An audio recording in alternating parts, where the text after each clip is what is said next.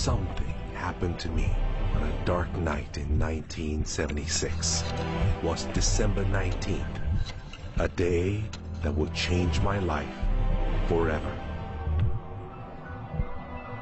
It was the day I died. You were dead for 19 minutes. When I came back, I did not come back the same. How do you feel? I did not come back alone.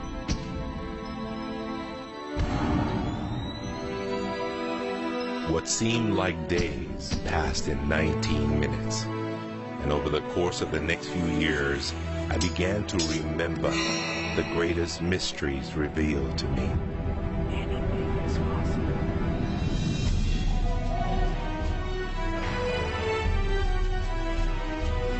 I discovered a secret beyond any secret.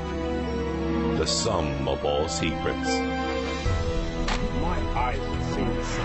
You have seen nothing. It's out there. I will find it. You will find nothing. It's like Solomon's gold.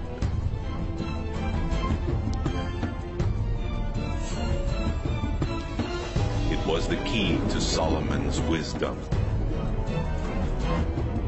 The secrets of the Knights Templar and of the Freemasons. We must be stopped. Courage, my dear boy. Be strong, be brave.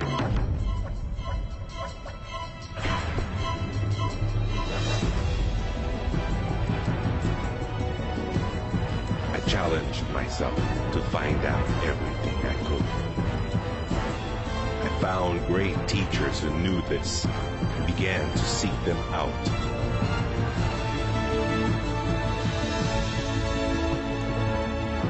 اسأل أؤمن واسمع. Ask, believe, and receive. I traveled the world, and the Metaphysical Secret was revealed.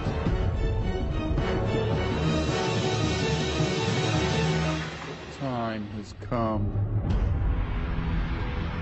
I became a messenger to deliver all that was made known to me.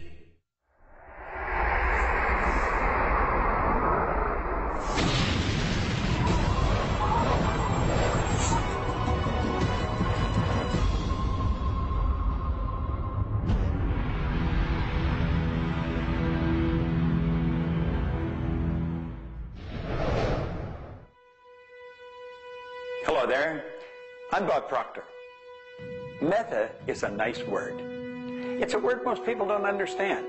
We talk about metaphysical, we'll say, oh, that's bad stuff.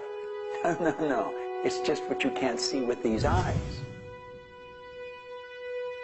You got to see with an inner eye of understanding. Meta is beyond the physical. Do you know that 99% of our population has been programmed to let the outside world control the inside? If you want to get what you want, you let the inside world control the outside.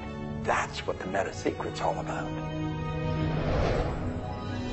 The Meta Secret to wealth and abundance is doing what you love, following your passion, enjoying your life, being grateful for this moment, realizing that in fact you already have wealth and abundance. You have wealth and abundance to the level that you allow it in your life. Expand your level of openness, deservingness, and you can have more wealth and abundance right now. How do you become more wealthy? You become more grateful. Studies here in the U.S. show that grateful people earn more money and are better at innovation. So the first step to becoming more wealthy is become more grateful. Find the good in your world right now, and you'll take a first step to become more wealthy. The Meta Secret to wealth is knowing exactly what you want and then being willing to pay the price to get it. Most people think that wealth just comes out of having this impression in your mind that you're going to live an abundant life. And that's an important piece of it, but it's incomplete. If you look at the word attraction in the law of attraction, the last 6 letters spell action, A-C-T-I-O-N. One of my favorite words is satisfaction. We all want to have satisfaction. And again, in Latin, satis means enough. enough action, satisfaction, enough action produces the result. You know, I've been very, very successful with the Chicken Soup for the Soul books, and everyone thinks, oh man, you were lucky, you had this great idea. And we use the law of attraction. We visualize and we put up posters around our office that simulated bestseller lists with our name #1. We visualize bookstore windows full of Chicken Soup for the Soul books, all of which came true. But there's a asking and a believing and a receiving, 3 steps that I think of in the law of attraction. And the second part of believing is taking action. Because if you believe that your action is going to pay off, you'll take the action. So believing doesn't just mean like sitting there going, I believe I can be wealthy. It means doing the things that produce wealth. The key to abundance is to act in spite of fear, act in spite of doubt, act in spite of worry, act in spite of inconvenience, act in spite of uncertainty, act in spite of anything. If we're talking about metaphysical, we're talking about beyond the physical. So what we've got to do is go inside. We have been programmed to live from the outside in. We're letting what's going on outside of us control what's going on inside. If we're going to get into the meta side of our own personality, we've got to get away from this physical instrument we've got and move into the higher side of our own personality. And start to understand that we live simultaneously on 3 planes of understanding. And we work from a higher to a lower potential. If you're working with electricity, any electrician, any engineer will tell you that you have to work from a higher to a lower potential. If you go contrary to that, you're not going to get any use out of the electricity. Well, when you're working with the mind, you don't start with the physical and work up. You start with thought and work down. Thoughts are of a spiritual nature. Spirit's omnipresent. Where's thought? Thought's omnipresent. 100% evenly present in all places at the same time. I can be underwater and think. I can be in an airplane and think. I've had the pleasure of working with a couple of the astronauts that have been on the other side of the moon, and they could think. Not only could they think on the other side of the moon, they could transfer their thoughts to somebody here on Earth. It's just a form of telepathic communication. You know, it's been said that if you build it, they will come. I think if you build it, and you build something with true excellence, and you distinguish it in the marketplace, and you come up with a selling proposition, and you are aggressive in your marketing to the world, it's possible that people will come, but it's not inevitable that they will come. And sitting around passively visualizing things is not likely to get the world beating a path to your door. My meta secret about wealth ultimately is you've got to create a lot of value for a lot of people. And if you do that, you will bring a lot of wealth back to you. So by giving service and giving that which helps other people improve their lives, brings joy to them, brings service and products to them, if you do that and you keep expanding that, always be thinking about expanding your service to others. And if you do that, wealth is a foregone conclusion. First thing, quit listening to what everyone else is telling you what to do. And start paying attention to what you want to do. You see, I can look back with my memory, and I can remember going and saying, Mom, Dad, or to the teacher, I want to do so-and-so. And they'd say, now, how are you going to do that? See, what they didn't understand is I didn't know how to do it. But neither does anyone know how to do the things they want to do when they first think of it. You don't have to know how. You know, 2 young bicycle mechanics from Dayton, Ohio, in the United States of America, introduced us to a new kingdom. They were the first ones to fly in airplanes. The whole world believed that you couldn't do that. Anything heavier than air is attracted towards the center of the world. You can't fly. But they wanted to, and so they did. Well, clarity to me is a very different concept than I think a lot of people. The first thing I want to know is, what do you think you're trying to accomplish? The next thing I want to know is, why are you trying to accomplish it? The next thing I want to know is, if you accomplish it, what do you really think is going to happen in your life? A lot of people come to me and they say, I want to grow my business, because I work a lot in the business world, the entrepreneurial world. I teach a concept, achievement concept, a concept that is predicated on taking action and implementing, called optimization. Optimization is getting the highest and the best use and result and outcome of your time, your efforts, your emotion, your life, your relationships. But you can't begin, and this is where a lot of people, I think, really fall down. You can't begin to optimize until you take the time to observe, examine, and identify not all, but the scope of options and alternatives and other possibilities available to you, number one, to achieve the goal, and number two, as an alternative goal. Clarity is power. Just by being clear, you will automatically begin to magnetize things to you, to your life. The law of mentalism is about the mind.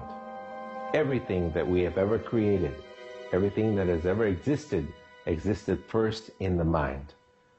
All thoughts are the beginning of all things real. All things that you can touch and feel began in the mind. So if you want to be wealthy, you've got to decide what wealth is to you. Define it. What does it mean? How much money do you have to have? For me, financial independence meant having $30 million producing income, which allows me the lifestyle I want without having to work. And so I've achieved that. But I knew exactly what I wanted because I looked at what it would cost me to live my lifestyle. Most people don't know their net worth. They don't know their income levels of what would be required to produce what they want. They say they want to own a yacht, but they don't know what a yacht costs. They don't know what it costs for the slippage fee. They don't know what it costs to maintain a yacht. So go out and create your ideal lifestyle and then figure out exactly what it would cost to live it, and then set that number as the number you want to achieve. Then believe you can achieve it. Visualize it every single day. Take action when the action comes. Ask for what you want. Reject rejection. Give up any idea of failure. Just persevere until you continue on, until you produce the result you want. The law of attraction's a good starting point for thinking about how to improve your life. You want to align your thoughts and your beliefs with what you want your life to be. But the law of attraction itself, by itself, won't allow you to achieve the abundance that you need. There are certain steps that you need to take, and these steps are all incorporated in what we call the Metaphysical Secret. And the Metaphysical Secret isn't one solitary method or one solitary system. The Metaphysical Secret is a combination of tools, methodologies, and ways to understand the world and ways to understand how we can change the world.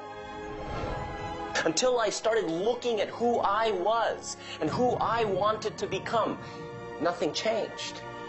Because every time I would look and I would blame something else or blame somebody else or just look in a different direction that was not inside, I would get more of what I was creating.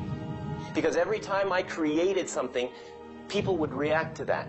Every time I took an action that was blaming this or blaming that, people would react to that. And you know what? Then I would react to their reactions. And I was creating an environment that was busy. Instead, an environment that supported wealth and abundance. If you look around, there's nothing but the abundance everywhere that you see. You see the trees growing. You see businesses happening. This is wealth, this is prosperity, this is abundance. If it's not happening for you, it's because unconsciously you have beliefs, counter-intentions, negativity that actually blocks it from coming into your life. It's actually working the law of attraction all the time, but it's happening on an unconscious level. The abundance is there, the wealth is there, but if you don't feel it, if you're not expressing it, it's because inside of you, you may feel you don't deserve it. This is part of the unconscious work that has to be done in order for you to feel on a conscious, real, live, earth-level level what's happening with abundance and prosperity. Abundance, wealth is your natural birthright. If you're not feeling it, it's because of your unconscious beliefs. The law of correspondence, simply stated, is as above, so below, as within, so without. The law of correspondence is simply attesting to the fact that we are human creatures, physically present, but we have minds and we have spirits. So we exist in more than just one plane. We might even be multidimensional beings with multidimensional thoughts, and there may be more to you than just meets the eye. If you want to be wealthy on the outside, you first have to become wealthy on the inside. As above, so below. As within, so without. First, you have to become wealthy in your thoughts. Then you become wealthy in your outer expression of that. You have to have a wealthy attitude. You have to have a wealthy, abundant thought form about who you are and what's possible. And when you have that, it will start to manifest outside of you. If a person wants to take a quantum leap rather than incremental steps, they have to begin by understanding that they can do that. There's a marvelous little book. It's called U Square. Now think of what that means. If you square a number, you multiply the number by the number, don't you? Well, when you square, you multiply your potential by your potential. It's astronomical. I mean, you just go off the board. The man that wrote the book, Price Pritchett, he said, when you're looking at a quantum leap, he says it looks ridiculous, utterly. But in retrospect, it looks like a natural thing to happen. It was without effort. It's with ease. And that's what quantum leaps are. What you're really doing is getting rid of limitations in your mind, and you're letting your mind just take off and build a great big idea. And you start before you're ready. You defy what the masses are controlled by. You've got to move into a space all of your own. Understand you're working with an infinite power that's omnipresent. It's with you all the time. It's closer than your breath. And you get in harmony with that and just release all thoughts of limitation and make up your mind you're going to take and just compound your effectiveness. That's essentially what I did. I didn't know what I was doing at the time. I didn't understand quantum leap, but I took my income from $4,000 a year to $175,000 in a year. And then it went over $1 million. And I had no understanding of what happened. Now understand this. I had been raised to believe that if you don't have a good formal education, that you'd never be able to do what I did. If you don't have experience, you can never do what I did. I had 2 months high school and I had a bad work record. But my income went from $4,000 to over $1 million a year. Now you can do that. And the first step is understanding that you can do it. Quit listening to people tell you you can't. And start to see yourself doing something really big. Write it out on a sheet of paper. Begin by saying, I am so happy and grateful now that I have turned my annual income to a monthly income. It's not just about attracting things to you. It's about learning to trust what you're attracted to. You are naturally going to be attracted to certain kinds of people, to certain movies over other movies, to places you want to vacation versus other places, to workshops you want to take or books you want to read versus other books. Trust what you're attracted to. It will take you where you need to go, and it may not always make sense to you. I remember going to a seminar, and there was a woman teaching about how to triple your income in a year. And at that time, I was probably more like a hippie than I am the entrepreneur that I am today. And my wife, who was against making money at the time, thought it was evil when you should be in total service and all this. She said, I can't believe you're going to that workshop where they're going to teach you about how to make all this money. I thought you were more spiritual than that. I said, honey, I don't know why. I'm attracted to that workshop. I'm going to go there. So I sat down, a woman next to me, we started talking. Turns out she was a veterinarian. And it turns out that our cat had feline leukemia at the time. And I started talking to her about that, and she said, well, I'm the world's expert on feline leukemia. And I said, well, I've heard there's no cure for that. She said, no, there actually is a cure, and I can teach it to you. And so she called my veterinarian, told him what to do. My cat lived for many, many more years than the local vet thought it should. But see, I was trusting my attraction to go to that seminar, and it led me in a path that saved my cat's life, which was not where my conscious thinking was, but it was a very important goal to me to keep my cat alive. Those kind of things will start to happen. Most people are uncertain about something. They're uncertain about their next step. Here's your message. Do it. Do it. Whatever you're uncertain about, do it. Take the step. You will learn so much more. You'll get so much further faster by actually getting in the game than doing it, than thinking about it forever. One of my sayings is, one step in the right direction is worth 100 years of thinking about it. The law of correspondence, the law of mentalism, and the law of vibration all combine to help you understand that the notion of wealth is arbitrary. You're always wealthy in comparison to someone else. You choose a person to compare yourself with, or your wealth or your level of wealth with, and then you decide at that point to be happy with the situation or to be unhappy, and therefore change it. All of wealth is subjective. Understand this, and you understand that there's an ebb and a flow to your finances.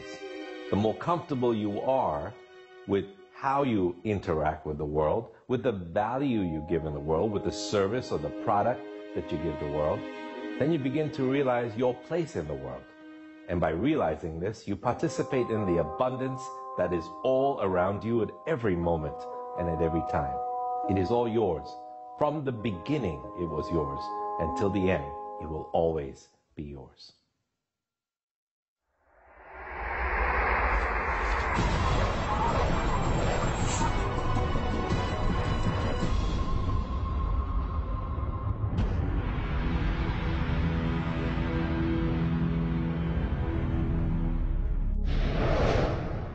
The meta secret to relationships is to know that the universe is giving you love right now. When you give love to the universe, when you give love to another, you will receive love in turn. Love is the essence and nature of relationship. Relationships are a two-way street. It's not just about taking and giving and receiving and getting what you want, but it's also about giving. I like to say that each person should take 100% responsibility for the quality of the relationship. Because if you take 50-50, whenever it's not working, it's going to be their 50%. So if you take 100% and act as if everything in the relationship, you're creating it, and when it isn't exactly what you want it to be, say, how am I creating that? Take that curiosity and use it as a tool. And when you get the answer like, oh, I'm not coming home on time, I'm not listening, I'm not doing this, then you have the opportunity to shift and do the thing that produces relationship. A friend of mine wrote a book called Making Relationships Work. And the idea is there is work in making the relationship work. So be willing to do the work. Give as much as you get. The more you give, the more will come back.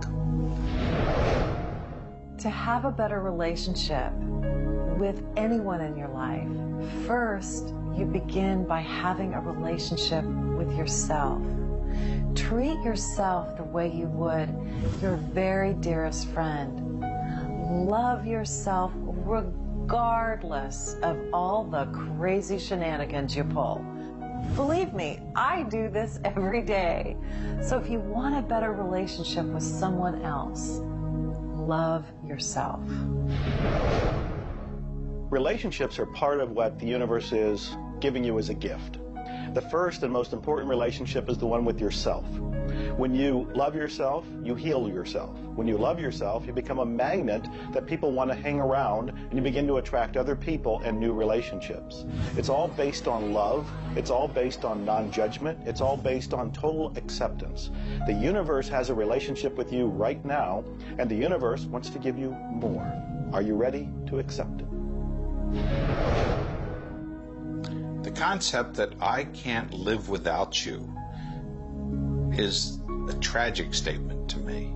The idea that I need somebody else to complete my life, I need somebody else or my life's not worthwhile, is a very sad statement, and I think someone needs to take a good look at themselves when they say that. When you start to think that thought, stop for a second and realize life is full of stuff, and sometimes stuff is potholes, and sometimes stuff is bridges are out ahead, and sometimes there's a detour in life. I heard somebody once say that sometimes the most beautiful scenes in life are the ones we observe on a detour. Have you ever gone on a detour and realized that your life wouldn't have been the same if you hadn't taken that twist or that turn in your life? Next time stuff happens, take a look. Maybe there's something better right around the corner. The law of cause and effect tells us that there are no such thing as coincidences. Everything that happens in this world happens because of a reason. Someone, somewhere, created a cause. It may not be something you are aware of. It may not be something we can even begin to realize or see at this level. But at some level, someone, somewhere, or a group of people, or even us, may have created it. And so as a result, we see the effect. We see the effect around us. We see the effect everywhere on this planet. Everyone asks me, Jay, how in the world can I have a better, a happier, a richer, a more joyous relationship? And it's very simple. First thing is you got to slow down enough to be externally focused. It's all about them. The more interested and externally focused you are on the other person, the more extraordinary their experience will be, and the more naturally they'll reciprocate it. The second, and you're watching me, and I've got a serious side, and you know that, but you got to get in touch with your childlike sense of curiosity, of innocence. The third is you got to be in the here and now, and that's so trite and said so often, but being in the here and now means connecting deeply and being aware of what people are saying and looking at them and being responsive to their feedback and their mannerisms. And the last thing, and the easy thing, is to, again, as I said earlier, enjoy the process. We are so busy, so stressed in our life, trying to get from one thing to another, trying to multitask, that the greatest way to have wonderful relationships is to commit. Commit, not just the time, but your being, to being there, to connecting. For me, the meta secret to relationships is to be the person you're looking for. Whatever it is you're out there looking for, be that and give it away. If you're looking for someone who's loving and kind and compassionate and generous, you need to be loving, kind, and compassionate and generous. Whatever it is you want, you've got to be that and express that out into the universe. And whatever you express out is going to come back multiplied. The meta secret of relationships is for you to develop an identity that brings out the best in your partner and helping your partner to be the best that they can in order to bring out the best of who you are. Criticism seems to be a big problem. If you are really secure in yourself and somebody criticizes you, it isn't going to bother you. Now, if you're insecure and somebody criticizes you, it's really going to bother you. You see, 9 out of 10 times, the person that's criticizing you really wants to help you. They just haven't really learned how to communicate effectively. But let's not let somebody else's criticism or their way of helping us shake us. If we're solid in our own self, and we really understand ourselves, then we can handle it and it won't be any problem.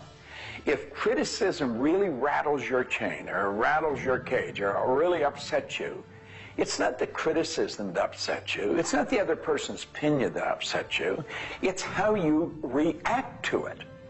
And you see, if you were really solid within yourself, you would respond to it. You would thank them for it and say, but I really don't choose to do that. Or you'd say, well, thank you, that's probably a good idea, I'll try it. But they're not going to knock you off track. So it goes back to have a good, sound self-image, a good image of yourself. Maxwell Maltz wrote a beautiful book on that way back around 1960 called Psycho-Cybernetics. Psyche-cybernetics. Cybernetic is the communication mechanism in our mind. It's the image that we hold of ourselves. It's like a life-governing device. Well, you've got an image of you just same as I have an image of me. And our image controls how we walk, how we talk, how we dress, how we meet and greet people. And it also controls how we handle criticism when it comes our way. And it will come your way, just same as it comes to me and everybody. We want to be solid in our own belief about who we are and what we are. Let's really get to know ourselves. And then, rather than react, let's respond. It doesn't matter how they approach, whether they're diplomatic and trying to help us or whether they're trying to find fault. It won't really make any difference. We will listen to what they have to say, listen to it, and then we'll either accept it or reject it, but it isn't going to affect the relationship with the other person one bit. There is masculine and feminine in everything. Nothing is entirely masculine, nor is it entirely feminine. We have different aspects of yin and yang, of harshness and softness, different aspects of masculinity and femininity in everything. If you take a look at life and see it all as a combination, see how we are always living in combination, then you begin to realize and to also appreciate the law of gender. Relationships are about communion, taking our life and making it sacred through connection with another human being. So communion and making sacred is what relationship is all about. You know, there's a lot of lonely people around. And if you're lonely, I'm going to let you in on a secret. You're always going to be lonely until you become friends with yourself. If you're looking for company outside of yourself, you're looking in the wrong place. You want to go inside. And when you get to really look at you, you're going to feel so good about you. You're going to love yourself. Now, you see, as a little kid, you were probably taught, don't love yourself, that's conceit. I know I was, and most of the people I know. That's not conceit. That's a healthy, conscious awareness of who we really are. I'm not talking about an ego trip. I'm talking about really becoming acquainted with yourself. You've got to build a good relationship with you, or you're always going to be lonely. When you get angry, look at it as, okay, this is a gift. I need to release something here. And in that process, relationship becomes a school for growth instead of just like it's someone that's going to please me. Look at how can I serve them and how can I learn from them, as opposed to how can I manipulate them to give me all my needs met. If you do that, you're going to end up with a much better relationship. If you're in a relationship where you're not experiencing full love, the way to change it is not by changing the other person. It's by changing yourself. You look within yourself and you start to feel grateful for everything about you. As you change your relationship with yourself, magically, the outside relationship will change as well. You will suddenly see it transformed. You will suddenly see that there's love in that relationship with that other person. But you don't change the other person. You change you. A lot of people spend valuable time in their life focusing on the past. I could probably spoil your week if I reviewed the first 26 years of my life. My life was a mess. And you know, at the end of 26 years, imagine living for 26 years and looking at yourself, you're unhappy, sick, and broke. I had a guy look at me and he told me I was one of the most miserable people he had ever met. And he was right. I was plain miserable. He said, you're always sick. I didn't have a terminal illness or anything, but I was always backache, headache or something, and I was always broke. He said, why don't you change it? Well, as long as I kept focusing on what led me to this point, which was a bad trip, I was going to create more of the same. And he said, let it go. Forgive it. If you're looking for love and not finding it, it's no doubt because of a lack of forgiveness in some area of your life. This is true for all of us. You want to look in your life, look at your past, look at all of your relationships, and ask yourself, where have I not forgiven? Myself, my parents, my siblings, my neighbors, my relatives, my business partners, where have I not forgiven? When you go and forgive, you release the energy that allows the law of attraction to bring new love and new relationships into your life. How do you do this? You look and ask yourself, where have I not forgiven somebody? Somebody's going to come to mind. It could be you. The second thing you do is say, can I forgive them? Can I forgive myself? Whether you say yes or no, you move to the third part of this, and you start to wonder, what made that person act the way they did at that point? What made me act the way I did at that one point? And you start to go deep into understanding the psychology of behavior, and you realize we're all doing the best we can, yourself included.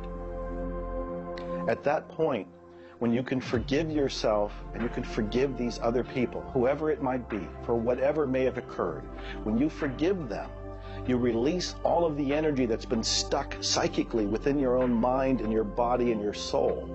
And when that releases into the universe now has an open pathway to return to you new love, new relationships, new blessings. It all begins with forgiveness, and you can do that right now.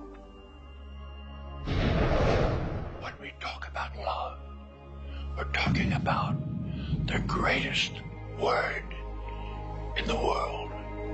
Leadership is a great word, but no word compares with love, because without love, you're dead. There's life in love. There's forgiveness in love. There's really everything. There's thankfulness in love. Now, the problem is learning where do we start, because we find sometimes in families there's no love. In marriages, there's no love. But we quit looking around and we start learning. It begins with me. And when we start learning, we're not too loving ourselves.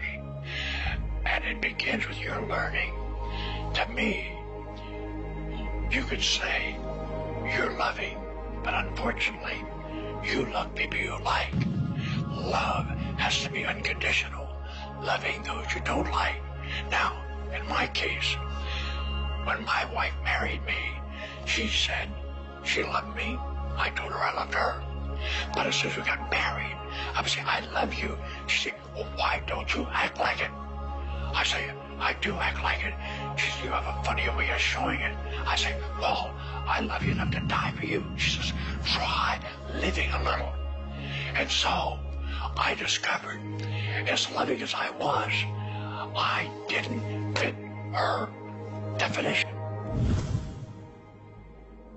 The law of gender, the law of vibration, and the law of rhythm. All of these figure in relationships. You see, love is a dynamic. Any relationship is a dynamic. When you are actively relating, that's when it's alive. That's when it's fun.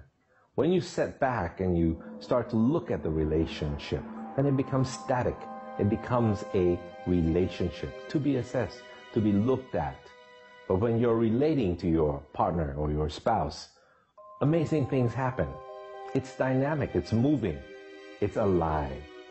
And that's what all love is supposed to be, alive, and so much more fun. Changes happen all the time. We change.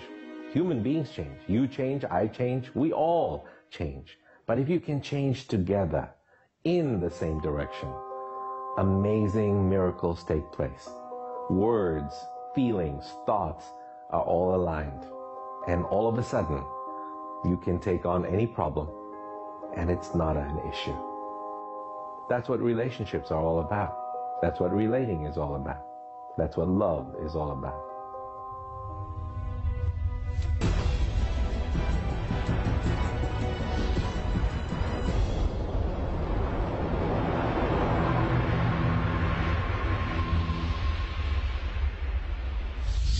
初めに言葉歴すなわち、クリエイターなるものはやはり言葉振動を用いて全てを設計されたんではないかと思うんですね。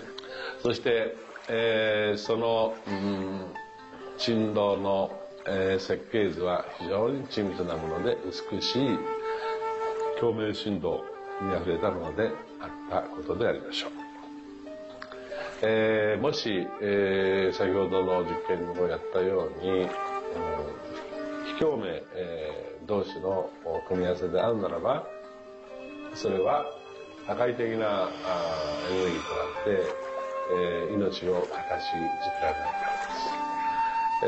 私たちの体は最終的にクリエイターの、いろいろな、試行錯誤によってだんだんこう単純なものから、微生物だとか海の中のものとかそういうものから小動物始まって複雑なものになっていって、最後の芸術作品として、クリエイターなるものが作られた結果、私たちはあるというふうに思うんですね。その本来の設計というものが、バランスの取れた振動の組み合わせというものが、何らかの要因によって崩れていくときに私たちはストレスを持ち病気になっていくんだというふうに考えています。As you've already seen from Dr. Masaru Emoto, water makes up 85% of our body, and the thoughts we think actually create a vibration in the water that has memory. And so you have to think positive thoughts. Again, we go back to forgiveness and letting go, thinking positive thoughts, expecting to be healthy, not listening to what people tell you, not taking in beliefs. I have been out in the sun my whole life. I've never gotten skin cancer, don't intend to get skin cancer, and when stuff comes on about it, I choose not to listen to it because I know that belief would affect me. So I believe that I am a person that my spiritual connection keeps me healthy. Also, though, I work on the level of the physiology of the body, the biochemistry. It makes sense to play at that level. I eat organic food. I drink healthy water that's not contaminated with chlorine and all the stuff they put in it, so I filter my water. I eat the right kinds of nutrients for my body. I've found out what I'm allergic to, and I've basically eliminated those from my diet. I exercise. So exercise and keeping my body toned. We want to have resistance exercise. We want endurance, which means we need to jog and do aerobics and things like that. And we need to have flexibility, things like yoga and Pilates. So we need a complete system to keep our body healthy. And then the detoxification, I think, is the part that most people don't do enough with. We're taking in so many toxins in the air we breathe. But if you will cleanse on a regular basis, I cleanse every Monday. I just do a cleansing diet where I just drink liquids and then I don't eat anything else, and my liver has a chance to get rid of all the toxins that are in my body. I want you to understand that you have a marvelous mind, and you can do anything with it, and don't ever listen to anybody that tells you you can't. You want to start to look at yourself not as a body or as a name. Like, I'm not Bob Proctor. Bob and Proctor are just two words. You've never heard anybody phone into school and say, body's not coming today, it's sick. Never hear anyone say, hand, it's my hand, my body, my name. Well, you see, there's something wonderful about you and something wonderful about me, and it's the same thing. We have a marvelous mind. We're creative beings. Talk to your body. You're not a body, you live in a body. Now, this may sound silly because maybe nobody's ever said this to you before, but go around just repeating maybe 1,000 times to yourself, I'm not a body, I live in a body. I'm not a body, I live in a body. I'm not a body, I live in a body. Then start telling your body to relax. The meta secret to great health is to feel good now. You do that with good thoughts, you do that with good food, you do that with plenty of sleep, you do that by doing what you love. That's the meta secret to great health. The meta secret to health is to honor your body. Listen to your body. Are you tired? Are you hungry? Are you thirsty? Do you need time to play? Have greater health. Honor your body. Health. Not just physical health, not just eating the right things and getting exercise, but let's talk about emotional health. This means doing what you love, loving what you do, looking forward each day, researching, helping other people, giving back. This is the meta secret to emotional health. To me, recognizing the divine component in us has a twofold effect. On the one hand, it's incredibly humbling, because how many of us really live up to being godly? How many of us really maximize the God-given talents that we're given? How many of us really live lives of fulfilled potential? So on the one hand, it's kind of intimidating. But on the other hand, it's very inspiring. It's inspiring to think, I, as a human being, am capable of being godly. I'm not God. I'm not going to confuse myself with God, but I am capable of being godly. I am capable of a goodness which can resound around the world. I am capable, like God, of using language to bring things into existence. An architectural drawing is the languaging of a building into existence. A marriage contract is the languaging of a relationship into existence. Any sort of contract does that. A novel creates a world that may be more real to us than the so-called real world that we are living in. And being godly is both an obligation, which frankly I feel I fall vastly short of, but also an incredibly inspiring opportunity. And the ancient traditions, not only the one that I come from, but really all of them, teach us this. The law of rhythm is the very fabric of life itself. Rhythm is everywhere. Things are born and things die. We move into a season and we move out of a season. We go within and we go without. We change. Rhythms flow in our emotions as well. You cannot always be feeling happy. Sometimes you'll feel sad, you'll feel down, and then you'll come out of it. Whatever goes up must come down. You've heard the language. Rhythm is exactly that.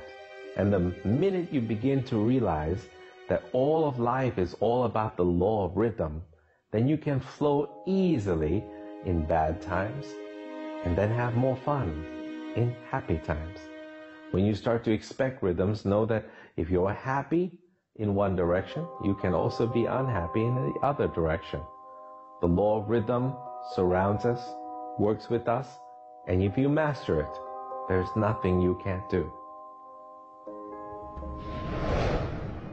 The meta secret to health and having amazing energy is the ability to look at your world from a perspective that, hey, things aren't always going to go your way. But you know what? As long as you always do your best, as long as you are focused on what you achieve and what you're trying to accomplish, then it's all going to work out. I think one of the most important keys is to recognize in life just about all the limitations that we have are self-imposed. To realize that is the greatest breakout, the greatest. I talk about staging jailbreaks in your life, breaking out of the mental prisons, getting over the walls of the self-imposed impossibilities in life. And it is remarkable what happens when you realize, take a look at what really is holding you back. And very often, almost all the time, it's you. It's you. The power lies within you. See, humor is good. It really is.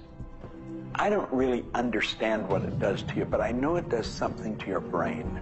Norman Cousins, who's gone now, but lived a long and very, very effective life.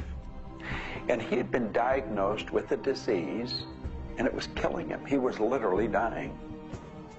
And one day he got thinking to himself, if sadness and sickness are hooked together, then happiness and health must be hooked together. And so he had people bring in old movie films of Laurel and Hardy and all kinds of different old actors, funny stories. And he started to play them. They made him move out of the hospital. So he rented a suite of rooms in a hotel. And he had these movies playing all the time. And he was laughing, a real belly laugh. And he got better. Now, I think you know when you're laughing, you're feeling good. Start to laugh at yourself. When you make a mistake, laugh at yourself. Don't get serious with yourself. It plays a very, very important role in a healthy, relaxed life. If you want to study it further, get into some of Norman Cousins' material, and he'll explain exactly what it does to the brain that controls the vibration of the body. Start laughing a little more. Have fun. The mind can't be all it is designed to be without the body being everything it was designed to be. But we basically thwart both. Or you can have a great relationship. You can have a great financial situation. You can have a great family relationship. And the big problem in our society, certainly in Western society, people don't exercise, 92% of the people don't exercise, they don't eat nutritious things, they don't complement to compensate. It's very simple, and if you break it down to the little steps like eating an elephant, you'll have the most rich, satisfying, fulfilling, gratifying, liberating life, but you got to balance it. Health is all up here. All I know is right now. I don't have a voice. I don't have good sight. I don't have a hearing. My strength is gone. However, I have never been more excited and thankful in my whole life. The law of vibration simply states that everything is in motion. Nothing stays static. At some level, even though something may appear as if it's not moving, its molecules are moving, its atoms are moving. Everything vibrates. Not just your thoughts, everything. Now, I do understand that disease cannot stay in a healthy vibration. It just cannot. I also understand you cannot turn disease into health, but you can release disease and recreate health. You see, your body is changing at the rate of millions of cells every second. And it's the thought patterns that you hold in your mind that control the vibratory rate of the body. Your brain is an electronic switching station. There's all kinds of material written on thought, on attitude, and on health. And I do know this. If you are suffering from a physical disease, quit talking about it, quit thinking about it. Go to a very competent medical doctor and follow that person's advice, because he or she will tell you what to do physically, but at the same time, instantly begin visualizing every molecule of your being in a harmony with the law of vibration. Now, I would have an affirmation that I would repeat. I am so happy and grateful now that every molecule of my being is vibrating in perfect harmony with God's laws. My body is getting healthier and stronger and more vibrant every minute of every day. And repeat that. Treat it like a mantra. I can't predict what's going to happen for you personally, but I do know that hundreds of people, if not thousands of people, have experienced healings and cures by beginning to change their thoughts about what's going on in their body. In my book, The Attractor Factor, I talk about a person who had cancer. She experienced the idea of forgiving everybody and everything in her life, and she went through the process of doing that working with a coach. She then went back into the doctor's office. They opened her for surgery, and there was no cancer. It was gone. By forgiving everybody in her life, including herself, she transformed her body. She reached this place of healing and this place of peace. And as a result, she experienced a cure. If you're finding yourself sitting here watching this and you're ill, you've got a chronic condition, you're sick, what you need to do is a couple of things. Number one, you need to first work on your attitude. You need to believe you can get healthy. You need to not believe anyone who tells you you're going to die, or it's terminal, or it's going to take a long time. Literally, we know that we can get rid of a disease in minutes, in literally minutes. I had a cold once, and a person literally did an exercise with me. My nose dried up, my fever went away, the achiness went away in 5 minutes. So we know the power of the mind. We know that you have to forgive and release. So much work now being done on cancer where we know there's resentment, and different forms of resentment will come into different forms of cancer in the body. So it's critical to get yourself aligned with spirit. When you are aligned with spirit through meditation, through doing the things that bring you joy, through doing the things that align you, and you know what that is for you. It could be singing, it could be walking in nature, it could be petting your cat. When you move into that state, healing naturally takes place through you. There's this innate, natural healing ability that's always working to heal you if you get you out of the way. By you, I mean your ego mind, your beliefs, your fears, your doubts, all of that stuff, all of the resentments you've held that you haven't released, that will keep you sick. So you've got to do some kind of work to get into a spiritual alignment and to release the negativity. Emotional pain is very real. It's like sorrow. Grief. Like grief comes in waves. It just sort of overcomes you and then it sort of fades away. You could have experienced some traumatic situation. Anything from rape to the loss of a loved one or being held up. Where somebody invaded your privacy in some way or another. And it causes deep emotional pain. What we want to realize is that we are bringing that on ourselves. You say, well, wait a minute, you're not bringing it on yourself. No, but you're reliving the situation. We've got to separate ourselves from the incident, from the situation. We've got to realize that it's a very real part of life and attempt to separate ourselves from it and deal with it as best we can and then let it go. Otherwise, we're going to carry it with us, and we're going to keep experiencing it over and over and over again. どうやってわかるか。振動という、まずそもそもその水の結晶とは何かということになりますけどね。結晶というのは、やはり情報だと思います。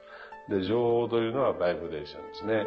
で、バイブレーションのデザイン家が、雪の結晶あるいは水の氷結結晶という形になって現れてきていると思いますが、や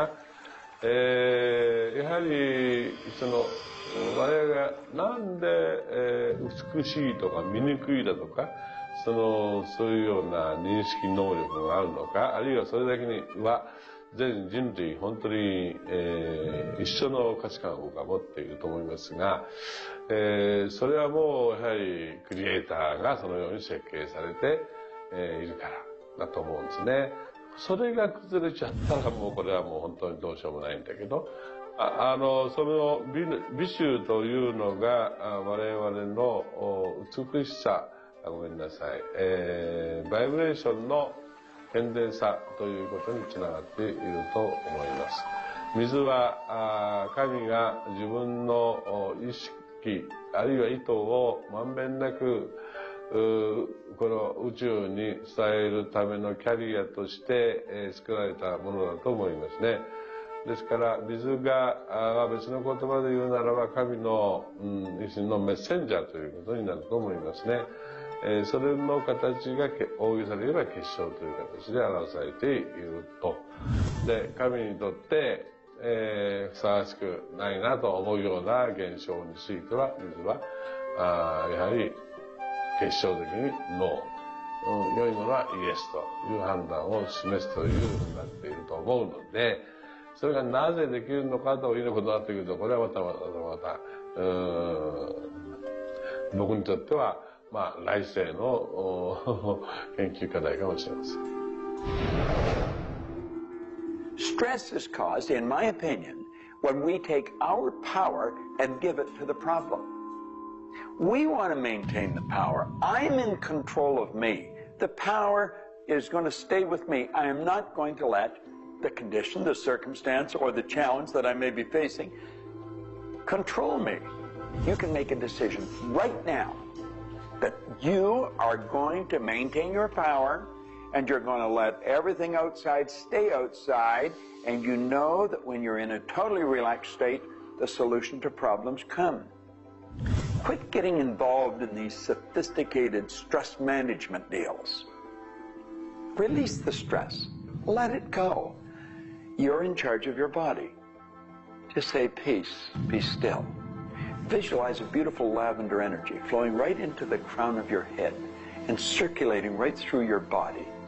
And then start to imagine every molecule of your body vibrating in perfect harmony with God's laws. You're totally relaxed. You're in charge of yourself. There is no stress where there's relaxation. Be calm, peace, be still. Don't even use that word anymore. Get rid of it. Release it.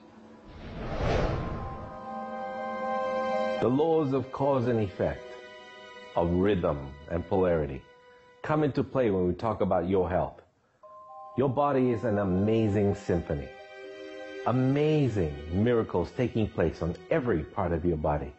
And what holds it together are fields of force that we cannot even begin to understand. Every day, your cells are renewing until you have new organs generated all the time. And your body and your cells are repairing themselves even as they remove toxins from your body. I can't help to wonder sometimes if you gave that entire symphony a wonderful environment filled with fields of happiness and radiant joy and vitality, how that growing, renewing process might work a little bit better, sort of like happy children in a playground.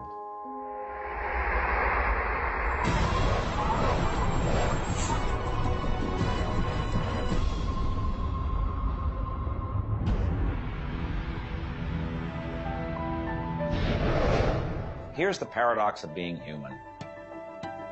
Real happiness is only available in the moment.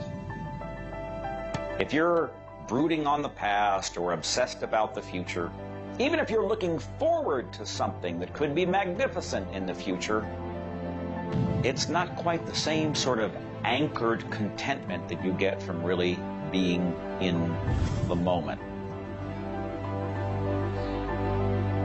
We human beings seem to be perpetually someplace else. That's kind of like one definition of the human predicament, the human condition. We are perpetually thinking about the past, the future, something to the right, something to the left, something else. I think the paradox to happiness is you do have to have dreams and aspirations, and you have to be anchored, rooted, and happy where you are. Not always easy to do, but I keep trying. Happiness is a point of view. Am I happy? Yeah, I think I am. How can somebody always be sad? Of course we're sad when we lose somebody that we love, or that when the project we're working on so long doesn't work out.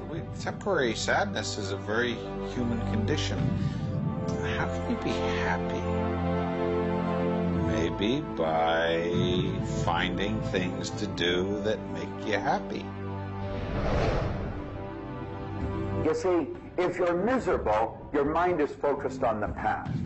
There's a method concept. Get you over any miserable concept in a heartbeat. Focus on right now. See, you're miserable because of something that happened that you didn't want to happen, or something she said, or he said, or they did. Forget it. It's in the past. And quit worrying about the future. Have you any idea the number of electrical charges must fly through your body for the simple object of writing your name? See, your brain is an electronic switching station, and you've got one. And you can activate brain cells. You can set up any vibration you want. If it's a negative vibration, you're going to be unhappy. If it's a positive one, you're going to be happy. Every brain cell is a positive and a negative pole. Everything that you look at is going to be impregnated into cells in your brain. Now, you're either going to look at the positive or the negative side of it. What side do you want to live in? I choose to look at the good side of a situation. Put yourself in a good vibration. Think of the blood in your body. Do you know it circulates through hundreds of miles of passageway every 33 seconds? It carries all the food in and all the garbage out. You've got more power in your little finger than you need to light up your home for the year. There's about 11 million kilowatt hours per pound of potential energy locked up in your body. And you're probably saying, I haven't got any energy. That's because you're miserable. Get out of it. Get over it. Focus on now. One of the most important things you need to do in your life is discover your life purpose. I believe that everybody is born with an individual and unique purpose. And when you are doing your life purpose, when you're living it, expressing it, fulfilling it, you're happy. And so many people have talked about joy being your guidance system, that when you're off purpose, you're not happy, you're not joyful. And so this joy, this inner experience of happiness and joy is a way of saying, oh, I'm on course, I'm doing the things I'm supposed to do. Stephen Covey said, you know, you don't want to get to the end of life and get to the top of the ladder and find out the ladder was leaning against the wrong building. You can be very, very successful. And we see people with all the cars and the toys and the money and the society recognition and so forth, but they're not happy because they're not fulfilling their purpose. Think about it like this. A rose has to be a rose. A chrysanthemum has to be a chrysanthemum. A geranium has to be a geranium. And yet we as people have been given choice, the choice to pursue any number of things and do whatever we want to do. But unfortunately, most of us have been talked out of our purpose. If you want to be happy, come back into this moment and do what you love in this moment. You should absolutely work toward improving your life, improving the world, improving your relationships, improving your finances. Every sort of conceivable improvement at a micro or macro level should indeed be your agenda. But if you are not happy with things the way they are, then your happiness is perpetually on hold pending a condition that doesn't exist yet. If you do that, you will never be happy. You have to realize that the point of power in your life is in this moment. People think about the future and they throw their power into the future. There is no future. When it gets here, it's called now. It's called this moment. People think about the past and they throw their power into the past. But there is no past. It's gone. When you think about the past, you think about it in this moment. This moment is all there is. And you can be happy in this moment. When you are, everything is taken care of. All is well. Happiness and achieving happiness is a process. It's not something you achieve right now and you're done and you have your happiness. It's something that you're constantly attaining and re-attaining through life. And the way to do that is to really understand what brings contentment in your life and to achieve that. And one of the key things to remember in terms of happiness is that part of this process is sharing happiness with other people. The more we share happiness and the more we teach other people how to bring happiness and fulfillment in their life, the more we'll be happy and fulfilled. So continue with your journey of greater fulfillment, and you'll have more happiness in your life. The law of polarity is about dualism. Everything exists in relation to something else. There is no person that's entirely good. There is no person that's entirely bad. There is no entirely hot or entirely cold. It's always hot in relation to something else that's colder. It's always colder in relation to something else that is hotter. We move in directions as opposed to moving in a static field. We always move from one place to another, from one thing that's more pleasant to something that's less pleasant, or something that's unpleasant to something that's more pleasant. There is a movement, and this movement exists because of polarity. Happiness is what you want, and happiness you can have right now. Why aren't you feeling happy? Why isn't anybody feeling happy? Because psychologically they use unhappiness as a motivator. They think by being unhappy, angry, desperate, frustrated, whatever the feeling might be that's not happiness, that it will whip them forward. It'll make them take action. And it's something that actually shoots themselves in the foot. Because when you are happy now, which is available to you right now, you know what your choices are. You can see what your decisions are to be, and you can more clearly decide on what to do next. It comes into really understanding something about ourselves. We should start at a very early age, and we should ask ourselves, who am I? You know, what really makes me tick? And get to know ourselves. We're in a hurry to get a car or build a business or buy a house. We should introduce ourselves to ourselves. School hasn't done it. Our parents aren't doing it. You go to work for somebody, they're not going to do it. So if you don't do it for yourself, you're not going to do it. This deals between you and yourself. Pogo said, we have seen the enemy, they are us. Whatever has happened in your life, whatever's going on for you, if it's not the way you want it, any situation, consider the fact that everything happens for a reason, and that reason is there to serve you. How can you reframe this? How can you relook at this in such a way that helps you, that supports you, that puts you on the path to success and positivity again?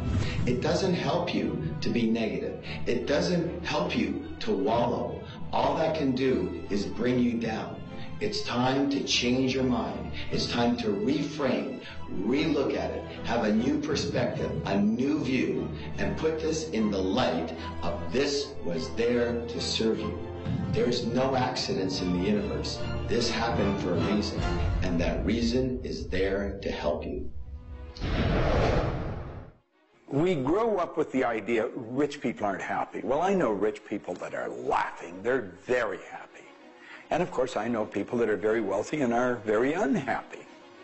I remember Earl Nightingale one time saying, since it doesn't make any difference whether you're rich or not, if you're happy or not, you might as well be wealthy. And then if you're miserable, you can at least be miserable in comfort. We've got to understand that all the money in the world is available to us, but we have to earn it. Now, that does not mean we should work. This is where the meta-secret really comes into play. Working happens to be the very worst way to earn money. We should work for satisfaction. People should go to work at what they love doing. When we think of work, what we're really talking about is how we spend our days. Work has probably a bad energy attached to it.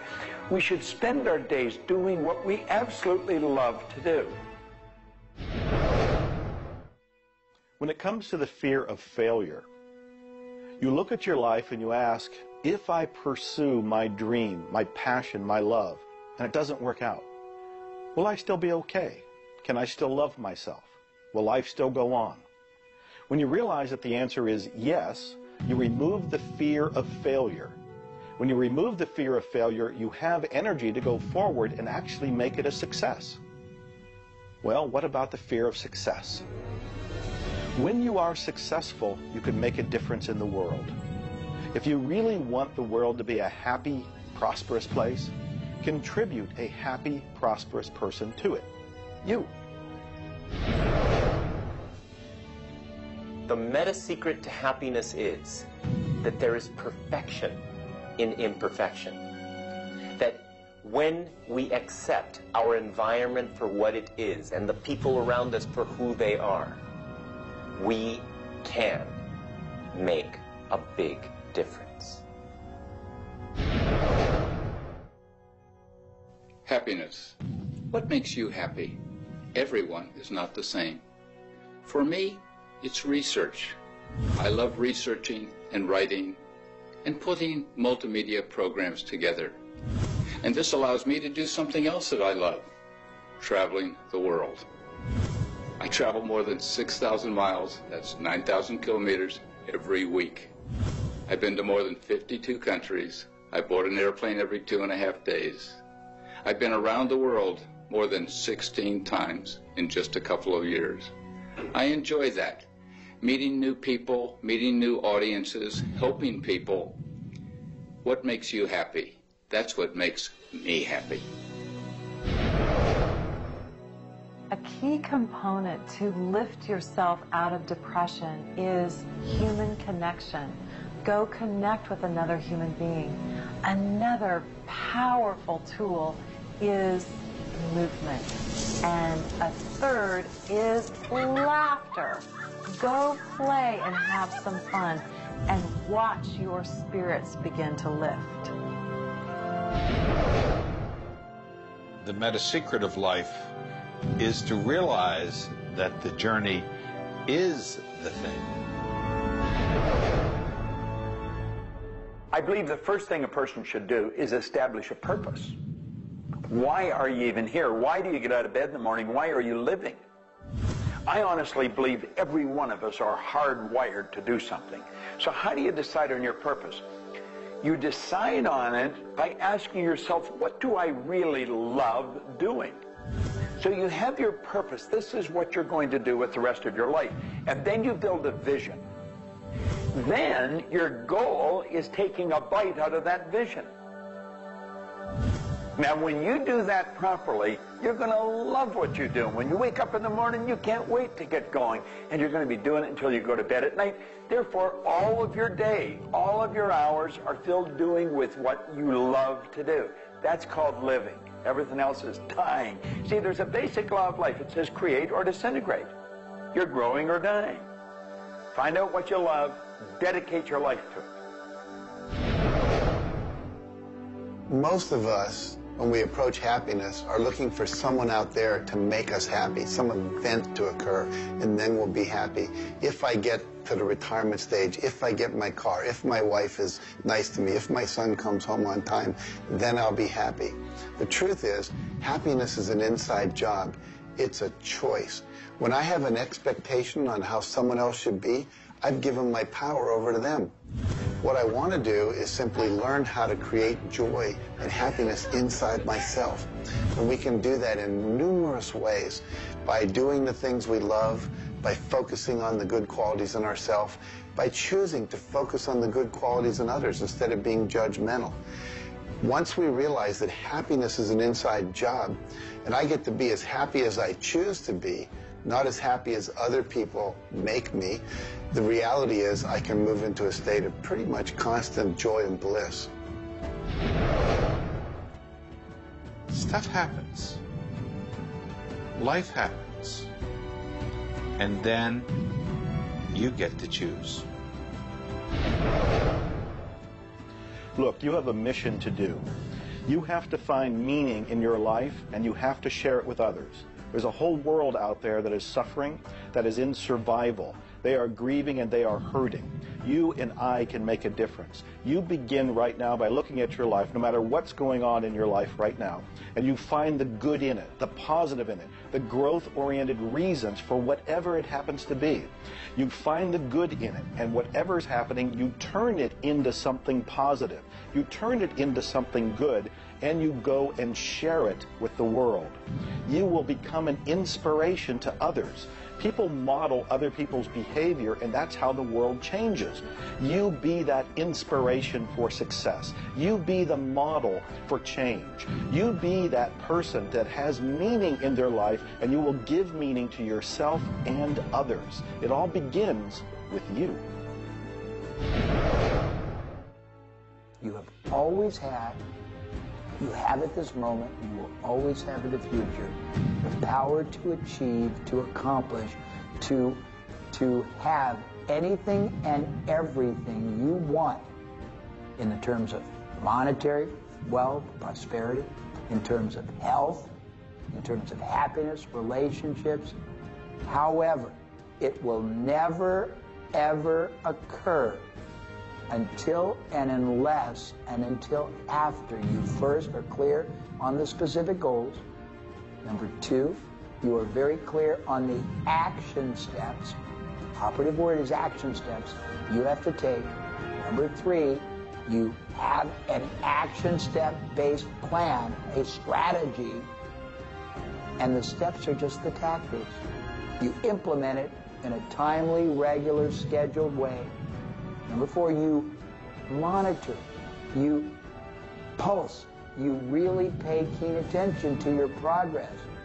And you adjust if it's not what you want, and you adjust higher if it's better than you want. And number five, you focus on other people's benefit. You don't be self-consumed. You do those five things, the world really is your oyster. You know, you find people that are quite comfortable with what's termed uncertainty. The truth is there isn't any uncertainty.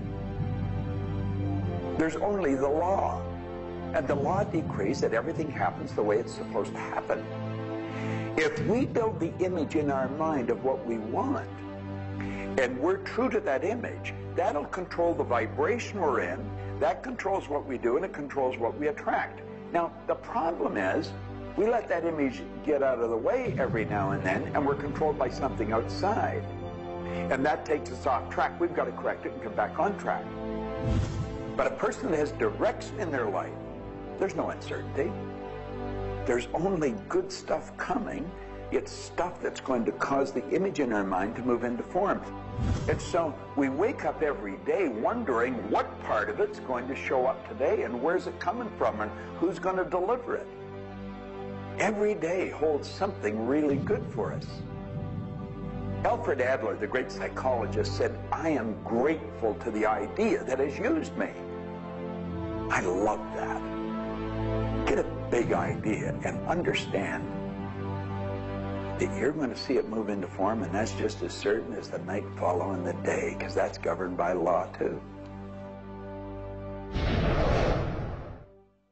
The laws of correspondence, of vibration, polarity, and rhythm come into play when you talk about the meaning of life and happiness. We make our happiness dependent on what other people can do for us instead of what we can do for ourselves. You know, there's a concept they don't teach you in school. It's called enough. Sometimes what is enough for one person may not be that way for somebody else, and we want more. And when you want more, you're setting yourself up for disappointment, because not always will you get more. Sometimes you do, but it's not all the time. I don't know who told us on this planet that everything is going to go our way. Sometimes things will go your way, sometimes they won't. We've got to learn to accept this. That's the rhythm and the flow of life. All of life is filled with possibilities. And when you see possibilities, well, it allows you to accept failures as not final. Failures are learning lessons. The American Indians, the Hopi Indians in the Southwest, well, they have a belief. Every day they wake up and pray to the Great Spirit, and they say, "Oh, Great Spirit, allow us today, this day, to make 20 mistakes." You see, they believe that by making mistakes, by failing, you actually learn more. You add to this wonderful fountain of wisdom that is called you over a period of time. And if you don't fail, they say, you don't learn anything. So how many times have you failed? I know I have failed a lot. But over the course of the years, I also knew something that was different. And that was that I was responsible for my own happiness. I knew that there was laughter everywhere, but I also knew that if I wanted to participate, that laughter has to come from inside, not from outside. And that's the nature of spirit, and that's the nature of who you are, and that's the meta secret to everything possible. This is our home. We have nowhere else to go. Earth gives us everything we need to celebrate life. Everything you do will either hurt or heal our planet.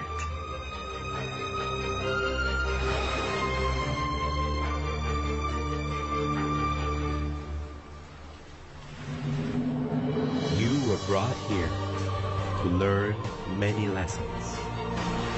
To learn how to love who you are, where you are, and the people you surround yourself with. Just remember that you carry within yourself everything you need for the fulfillment of your life's purpose. You are the sum of all of your experiences, all of your choices, and you are a work in progress.